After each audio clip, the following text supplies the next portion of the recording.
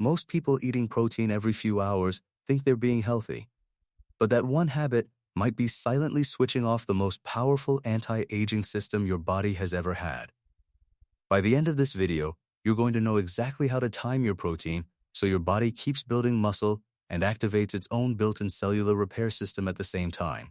These are simple shifts, not a complicated diet, and you can start today. Here's the thing most fitness advice completely skips over. Your body has two modes. There's the building mode, where it's taking in nutrients, making new proteins, growing muscle, storing energy. And then there's the cleaning mode, where it goes through every single cell, finds the damaged parts, the worn-out machinery, the junk that's been sitting around, and it breaks all of that down and recycles it into fresh, usable material. That cleaning mode has a name. It's called autophagy, and it is genuinely one of the most remarkable things your body knows how to do. Scientists thought it was interesting enough to award a Nobel Prize in medicine for discovering how it works.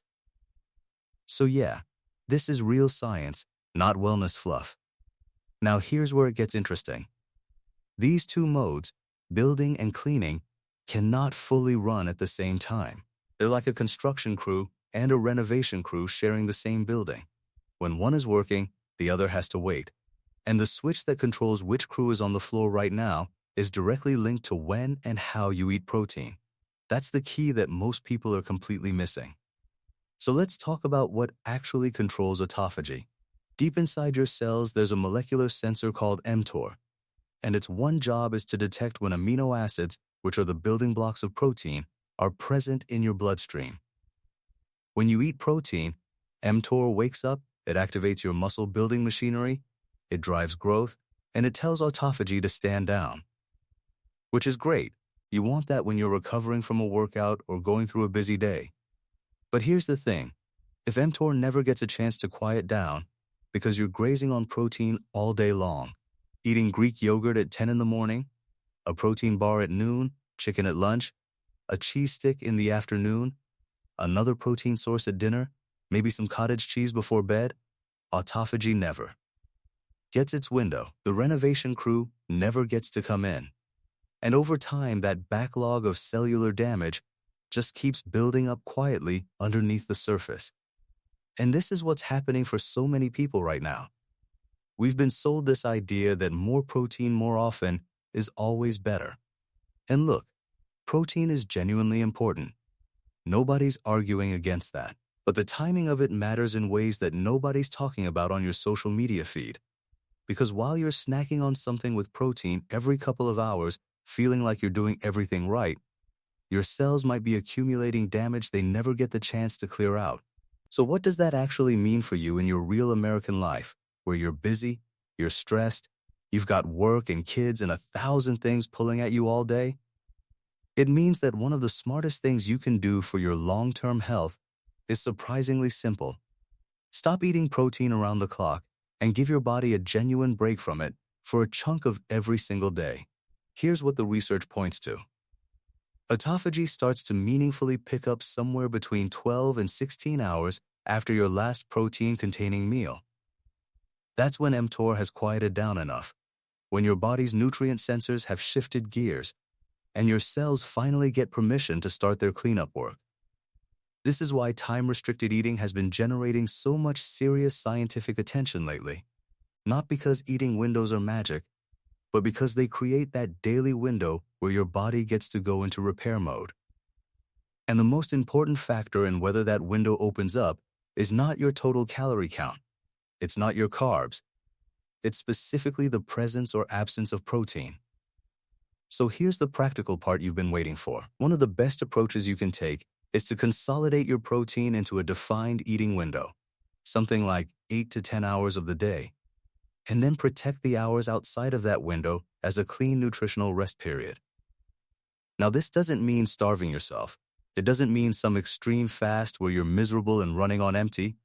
It just means finishing dinner at a reasonable time, not snacking on protein after that, sleeping, waking up and waiting a little longer before your first protein-containing meal of the day.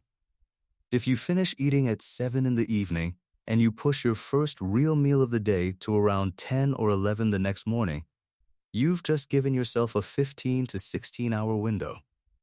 Your body slept through most of it. The renovation crew got access to the building.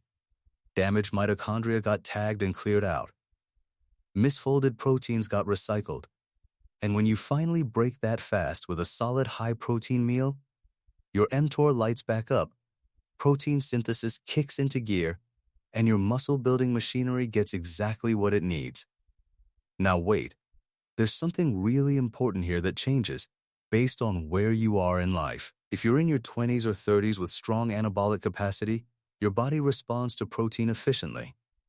But if you're in your 40s, 50s, or beyond, your muscles become less sensitive to the amino acid signal over time. That's a process called anabolic resistance, and it means older adults actually need slightly more protein per meal to trigger the same muscle-building response. So if that's you, you don't want to undereat protein within your eating window just to chase autophagy. You want to spread meaningful, substantial protein meals across that window, maybe 2 or 3 solid meals each with enough leucine, which is the key amino acid that activates mTOR, to actually stimulate synthesis. Don't sacrifice muscle on the altar of autophagy. The goal is both, and you can have both with the right timing. Now here's something else that most people completely overlook. The quality of your protein matters for this equation too.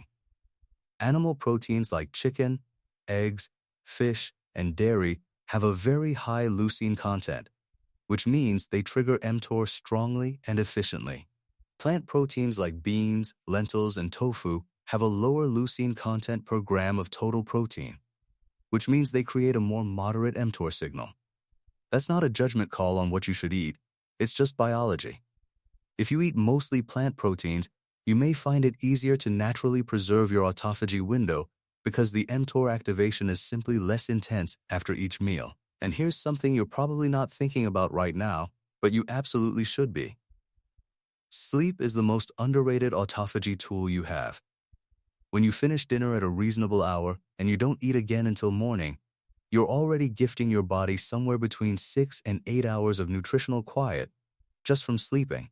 All you have to do to reach that autophagy threshold is extend that window a little further on either end. Skip the late-night protein snack. Delay that first morning meal by a couple of hours. You're not doing anything dramatic. You're just strategically arranging your eating around the night that you're already sleeping through. Now let's talk about how you break the fast. Because this actually matters. A lot of people think starting with something small and easy on the stomach is better. A little yogurt, a handful of nuts, a small smoothie. But here's what the science actually suggests. Starting with a larger, protein-rich meal, something containing 30 to 40 grams of high-quality protein, is actually more effective than nibbling on something small. Here's why. A substantial protein load creates a strong, clear mTOR activation. Your body gets a decisive anabolic signal, protein synthesis fires up fully, and then over the next several hours, mTOR naturally begins to quiet back down before your next meal. That creates a wave pattern of activation and recovery throughout your eating window. And that wave pattern is far healthier than the low-level chronic mTOR hum that comes from grazing on small amounts of protein constantly all day. Think of it like this. Your body is designed to respond to contrast. It needs periods of signal and periods of silence. Every great biological system works this way. Hormones spike and return to baseline. The immune system activates and rests. Your nervous system fires and recovers. The same is true for your nutrient-sensing machinery. Bold signals followed by genuine rest is how biology was designed to work. Constant low-grade noise is not. So here's what this all comes down to. You don't need a complicated protocol. You don't need to track macros obsessively, or buy special supplements, or overhaul your entire life. What you need to do is consolidate your protein into a defined eating window each day. Protect the hours outside that window from protein intake. Break your fast with a substantial protein-rich meal, and let sleep do the heavy lifting of the fasting hours for you. These are 4 simple shifts. And done consistently, not perfectly, just consistently, over weeks and months, they can make a real difference in how your cells function, how you age, and how you feel in your body every single day.